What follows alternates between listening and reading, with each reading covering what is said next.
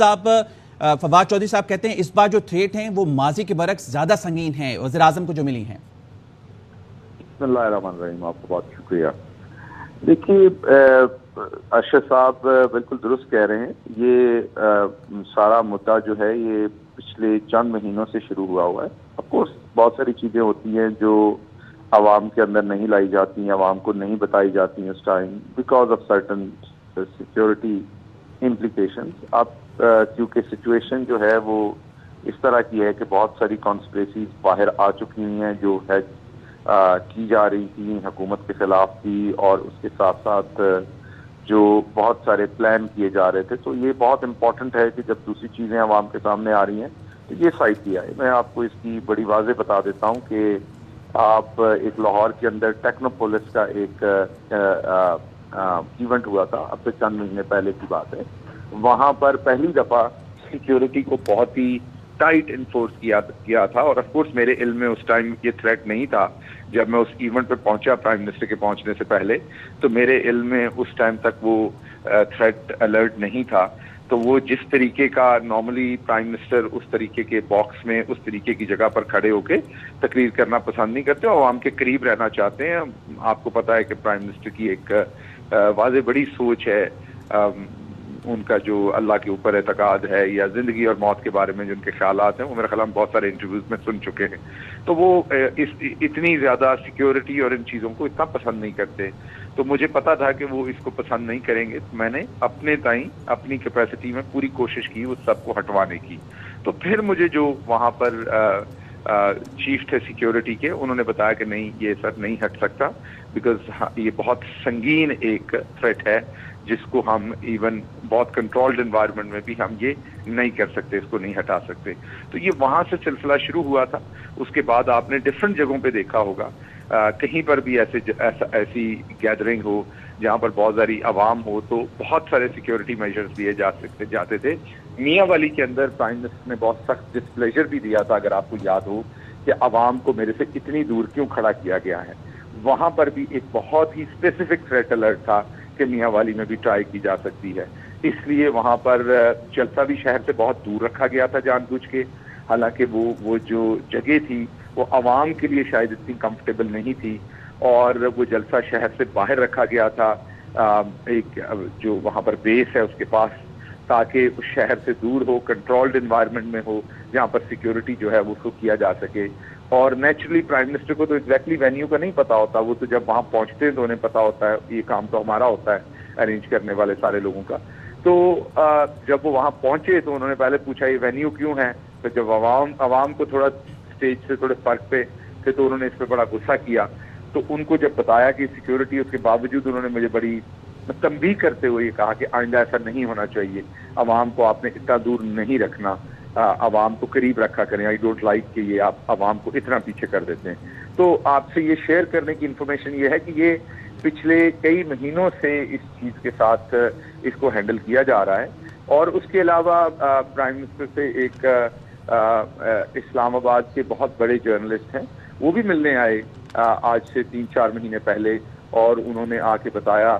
ارشد صاحب بھی ان کو جانتے ہیں کیونکہ پچھلی میٹنگ میں پرائم منسٹر نے ہلکا سا اشارہ بھی کر دیا تھا جب 10-12 اینکرز ملنے آئے تھے پرائم منسٹر سے, 14 کے قریب اینکرز آئے تھے.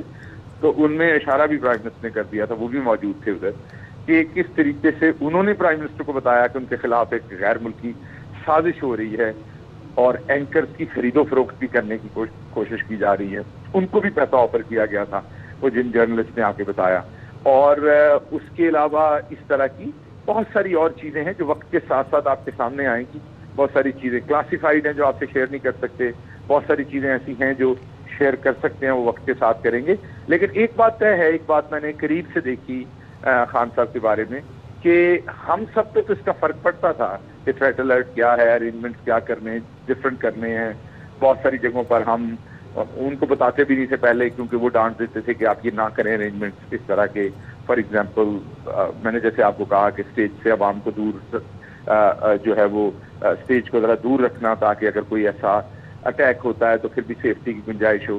تو روزمرہ ان کے ساتھ یہ ہمارا آپ کہہ لیں کہ کانفلکٹ ہوتا تھا کہ پرائم منسٹر اس چیز کو ڈس لائک کرتے تھے, لیکن پھر بھی کسی نہ کسی طرح سے اس کو انشور کرنا ہوتا تھا. تو یہ بالکل تھریٹس ہیں, ان تھریٹس کو پہلے بھی سیٹ کیا جا رہا تھا. موجودہ اب جو سچویشن ہے اس میں تو یہ تھریٹ بہت زیادہ بڑھ گیا ہے, آف کورس اس میں کوئی دو رائے نہیں ہے. لیکن جس عمران خان کو میں جانتا ہوں وہ ایک ہی ڈر ہے ان کے دل میں, اور وہ اللہ کی ذات کا, نہ موت کا ڈر ہے نہ کسی اور شخص کا ڈر ہے, تو اللہ کی ذات کا ان کے دل میں ڈر ہے. تو انشاءاللہ پوری قوم کی دعائیں عمران خان کے ساتھ ہیں. انشاءاللہ اللہ ان کی حفاظت بھی کرے گا, اور اللہ ان سے وہ کام لے گا جس کے لیے اللہ ان کو پولیٹکس کے اندر لے کے آئے تھے. اور وہ کام یہی ہے کہ ہماری جو قوم کی غیرت ہے, جو قوم کی خودداری ہے, اس کے اوپر ہمارے پاس بھی کوئی لیڈر ہو.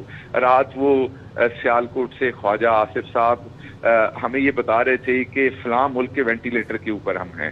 تو خواجہ آصف صاحب آپ کو بڑا کلیئر بتا دیں, میں حکومتی ترجمان ہونے کے ناطے آپ کو بتا رہا ہوں, اس وقت عمران خان کی حکومت ہے جب میں بات کر رہا ہوں.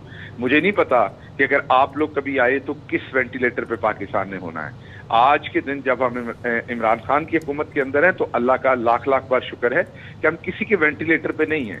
پاکستانی قوم اپنی محنت کر کے کھاتی ہے. ہاں بالکل ٹھیک ہے, بہت سارے ملکوں کے ساتھ امریکہ بھی قرضے لیتا ہے چائنا سے, ہر منٹوں کے حساب سے ملینز آف ڈالرز لے رہا ہے وہ قرضہ چائنا سے. لیکن بات یہ ہے کہ ہم کسی کے وینٹیلیٹر پہ نہیں ہیں, نہ ہم کسی کے وینٹیلیٹر پہ. یہ بات درست ہے جس طریقے سے آپ لوگوں نے لوٹ مار کی اور قرضے لیے ملک کے لیے پہلے, اور اس کی تباہ حال معیشت ہم کو دے کے گئے تھے, لیکن ہم نے اس معیشت کو بہتر کیا ہے. آج ہم نے اپنا ٹیکس جو ہے وہ کبھی ہسٹری میں اتنا ٹیکس کلیکٹ نہیں ہوا جتنا آج ہو رہا ہے, اور آخری سال میں انشاءاللہ ہم اسے 9 ارب تک لے جاتے, اور جائے گا انشاءاللہ یہ ٹیکس بھی آپ دیکھیں گے, اور پاکستان اوپر آئے گا.